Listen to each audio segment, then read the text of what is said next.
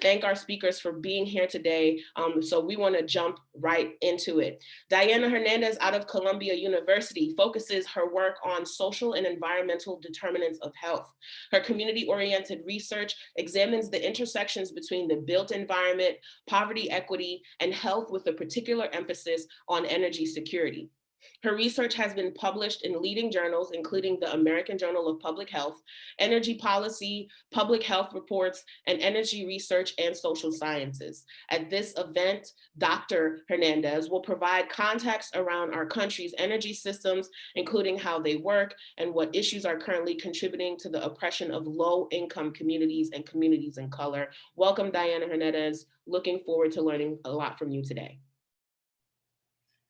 Fantastic. I am so delighted and honored to be here today. I'd like to express my thanks, my sincere gratitude to both Alyssa and Leslie for their kind of amazing organizational structure that they put together for this event.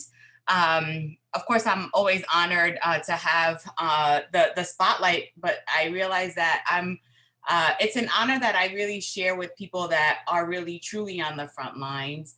And so today I'll do something a little different than what I normally do as a faculty person and as a researcher and a scholar. And I'm going to be sharing a lot of stories, stories that have in some ways informed and inspired me and really kind of helped me to understand precisely what this intersection of energy, oppression, and hope actually is.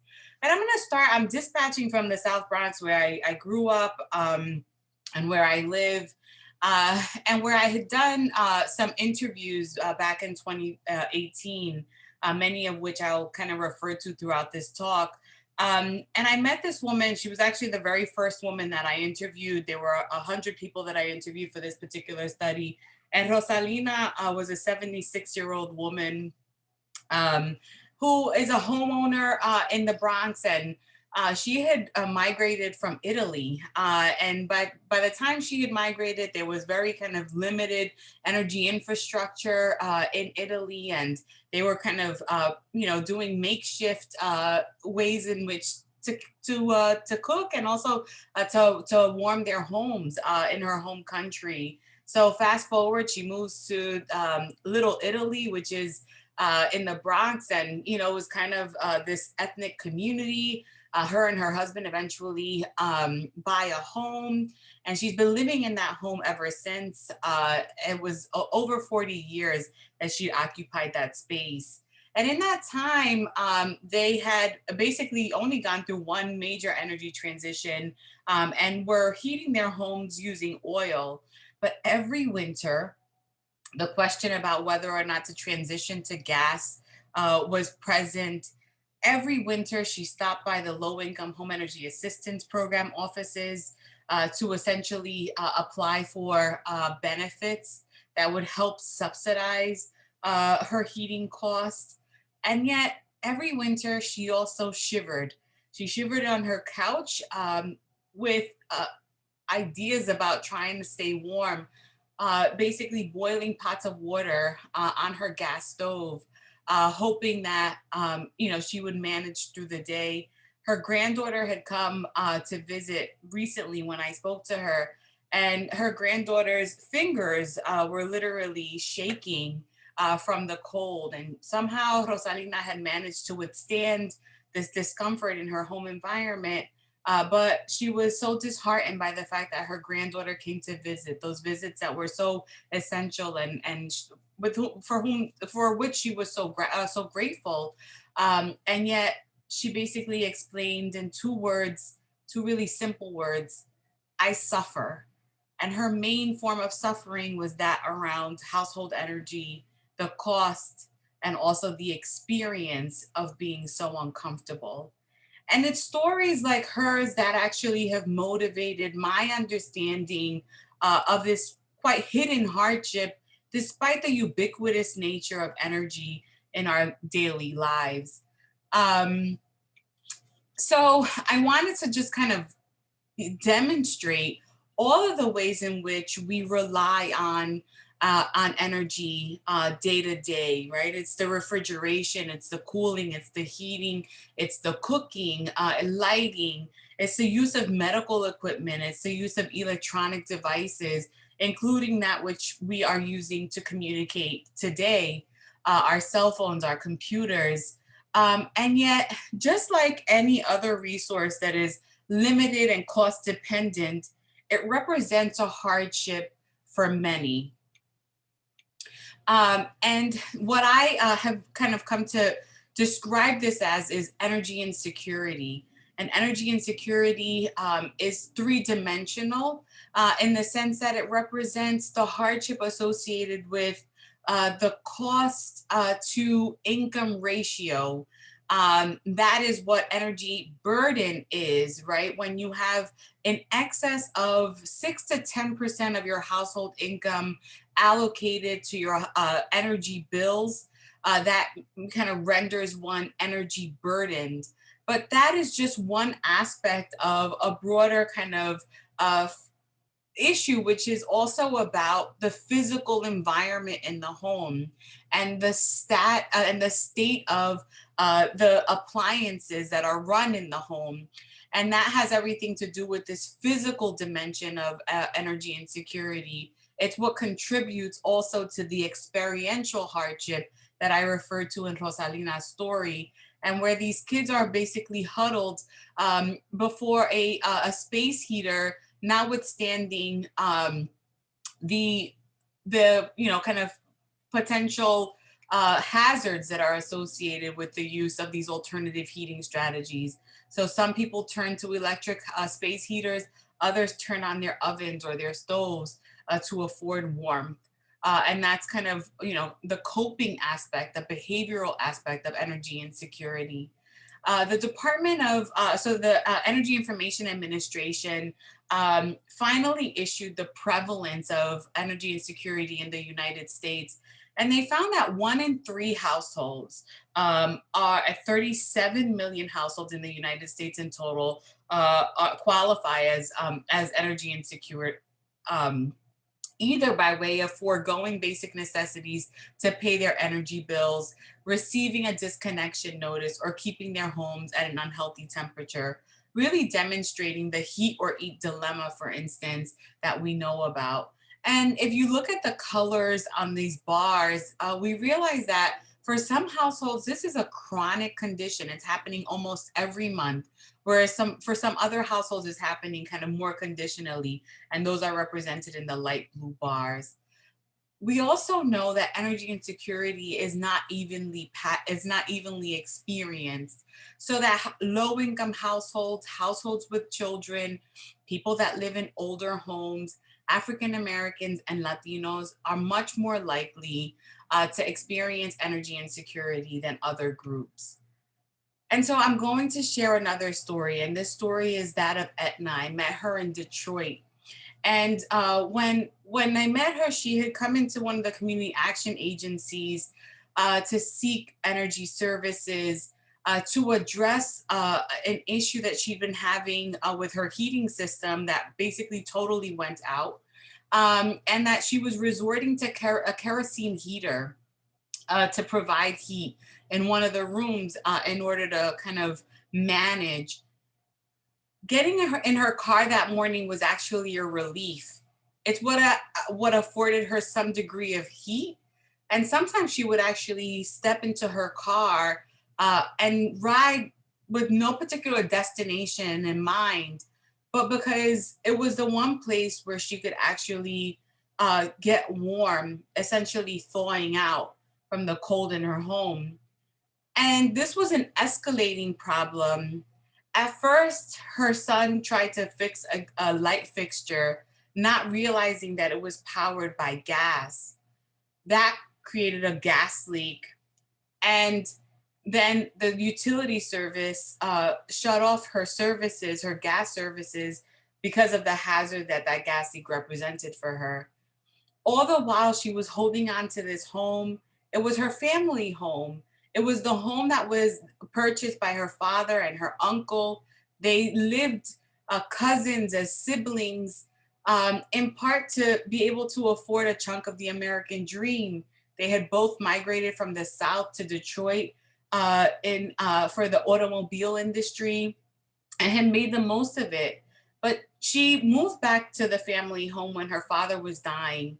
And slowly but surely, it was in the energy experience that she too was experiencing kind of the palliative care and the dying of this home that represented so many things. On the one hand, it was stability, but on the other hand, it was a daily struggle to keep warm, and to be able to function, cook without a gas stove, managing on oatmeal from the microwave, etc. So really kind of this experience of how many different hardships. And it's not just in New York City or in Detroit, in cold weather areas for that matter. Actually, this is something that is also experienced in warm weather environments. I met a woman named Paula. She was living in Karnes County, Texas, where they're actually fracking for gas. And she had sold the rights under her home. She lived in a little blue house, much like this one.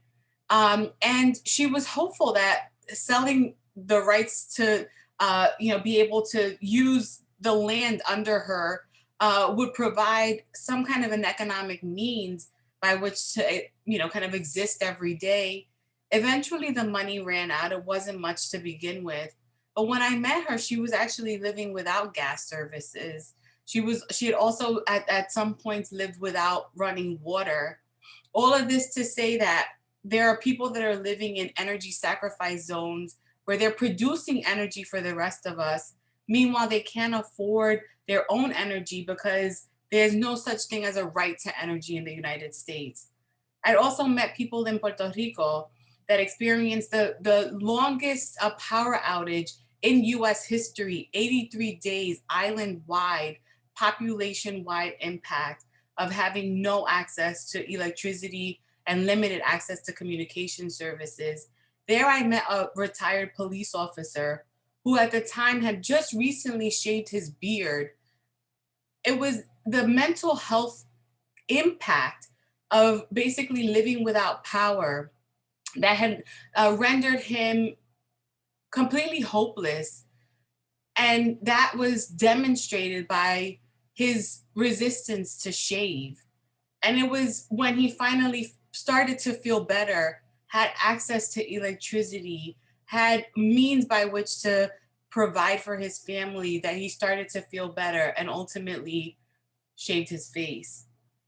And then I met Monica. She was a scholarship kid. She was in Arizona and had been enrolled in, one of the local schools, a really important school, college, but she started having babies. And upon having babies, her expenses increased, and her husband had a DUI. That DUI made it difficult for him to find stable work. Their lack of transportation, because they had a non-dependable vehicle, meant that she had to rely on public transportation and had also been inconsistently employed. They had a prepaid meter, which some people believe is the solution to folks that are having economic challenges because they have to pay for their electricity use or their power use in advance. But they very frequently experience, shutoffs as a result of having this kind of means by which to provide electricity in their home. And it was her 3-year-old daughter, who was bright as can be, who kept reminding her of the fact that she couldn't turn on her television, and that she didn't have lights on, or that the food in the refrigerator was getting warmer and warmer by the hour. And it was that sense of pressure and that sense of failure, not necessarily for herself, but because of her responsibility as a parent, that weighed so heavily on her and caused her to lose sleep. And then there was Carl that I met in California. And were it not for that Alaskan husky that he had in his home, he would be completely lonely. And he would turn on the air conditioner simply to keep that dog from huffing and puffing and from being exhausted from heat exposure. But it was also that turning on the AC that made it almost impossible for him to keep up with his utilities. And there he also felt like a failure because somehow he had reached his 70s and not been able to meet this very basic need. But these are not personal failures. In fact, they're really structural in nature, they're policy oriented, and they're problematic for many reasons. But I'm going to leave you all with a sense of hope because I find hope in many stories. I find hope in my sister who lives in Florida and who experiences energy insecurity because she works, she's a working class woman. And, her paychecks, they reach, but sometimes just barely. And somehow she manages in all of these interesting ways to patch it all together and make it work. I'm also empowered by a woman that I met in Alabama who's fighting for energy democracy. I'm fighting for, I'm hopeful because Gabriela Sandoval and the Utility Reform Network, whom you'll hear from soon, they're working on disconnection policy reforms in California, which I hope will reach the rest of the United States. I'm hopeful for my good friend Shalonda Baker, who is the first ever Deputy Director of Energy Justice at the Department of Energy. And I'm hopeful for the partners that I have here in New York City that are fighting for solar and clean energy in buildings. Because for every form of human suffering that we experience and that we are exposed to, so too is the desire and the need and the urgency to act. And so there is hope in the midst of oppression. And I hope the stories that I shared with you give you some fuel to continue in the fight. Thank you.